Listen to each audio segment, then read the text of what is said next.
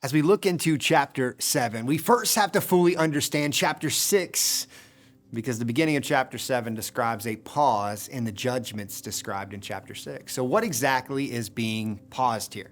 So the judgments found in chapter 6 are the first of 3 7-part judgments. So the seals, the trumpets, and the bowls. So the scroll chapter 6 is not wholly opened until the 7th seal is broken, which then sets the end of human history into motion. So the scroll's contents revealed really mankind's depravity, and they portray God's authority over the events of human history.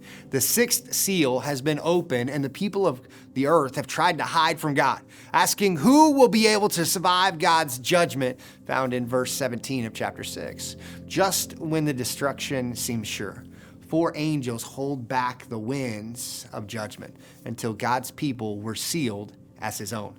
So this sealing occurred in this interlude between the 6th and the 7th seals. An interlude also comes between the 6th and the 7th trumpets that we see in chapter 10 through chapter 11, verse 13 is where that kind of happens, but not between the 6th and the 7th bowls, as we see in chapter 16. So God did not open the 7th seal until he had marked his people as his own, is what we see in chapter 8, verse 1. So this chapter answers the question in verse 17, who's able to stand?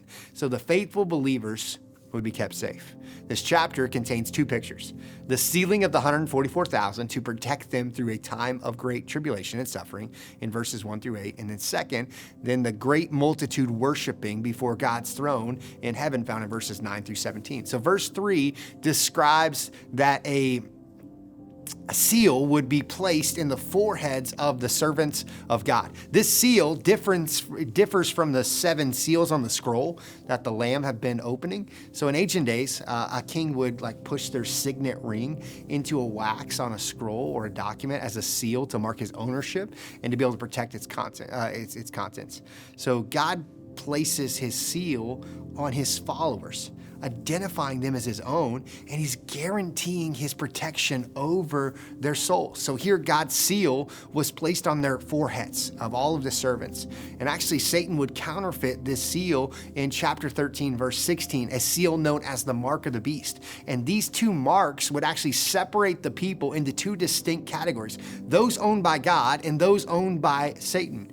And the seal that the angel put on the believer's forehead was the name of the Lamb, and his Father's name is what we see in verse 14, or chapter 14, verse 1.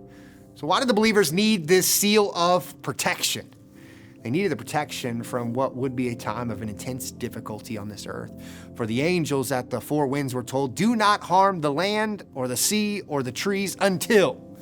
But at the end of history, people will face a time that will be marked by unprecedented evil and persecution. And we see that in Daniel, and we see that in chapter 9, verses 3 and 4, for example, during the 5th trumpet, stinging locusts that sting like a scorpion, descend on the earth and are told to attack all the people who do not have the seal of God on their foreheads. We see that in verse 2 of chapter 16. But then the first angel left the temple and poured out his bowl over the earth, and horrible malignant stores broke out on everyone who had the mark of the beast. However, the seal would not protect these believers in all instances from pain and suffering of these judgments, nor would it protect them from death. Ultimately, the seal was a sign of spiritual and eternal protection. Those sealed would be protected from God's punishment of an unrepentant world. They would not face God's wrath, even though they would face the wrath of those who hate God. But the next question we have to ask is, who are the 144,000 and what do we know about them? So they're called the children of Israel, Revelation 7, verse 4. Their specific tribal affiliation is recorded and written in verses 4 through 8. So they seem to be protected and triumphed throughout the period of God's wrath, meeting with Jesus at Mount Zion and his return in Revelations 14:1. They are celibate, Revelations 14:4. They are the beginning of a greater harvest, Revelations 4:4. They are marked by integrity and faithfulness, Revelation 14:5.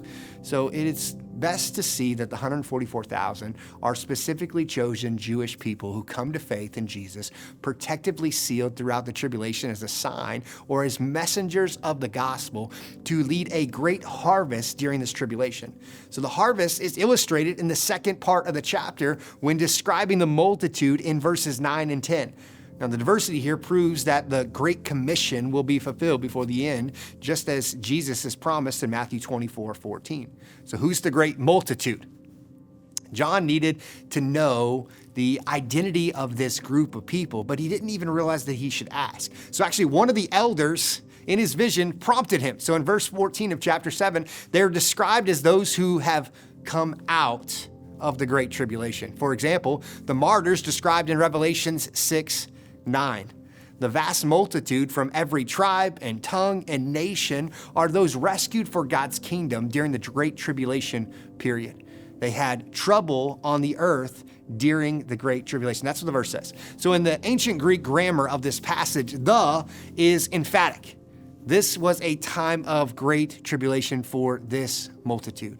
This leads many to believe that most, if not all of these, are martyrs from the Great Tribulation.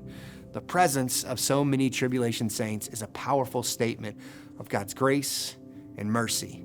And many are saved even in this time of judgment and wrath on the earth. This scene is pretty amazing as we see this multitude dressed in white as a sign of righteousness and priestly service, worshiping God. What an incredible future we have when God provides us with an eternal home where there is no hunger, no thirst, or pain, and we will wipe away every tear as we spend the rest of our days in His presence. Now, this scene ends abruptly as chapter 8 begins, and heaven is silenced as the seventh seal is opened, that we'll talk about tomorrow. But I want to continue to encourage you to be rapture ready, so that the things we read about throughout the tribulation will not be a part of your story. The way we are rapture ready is to keep our eyes on the Lord and live a pure life.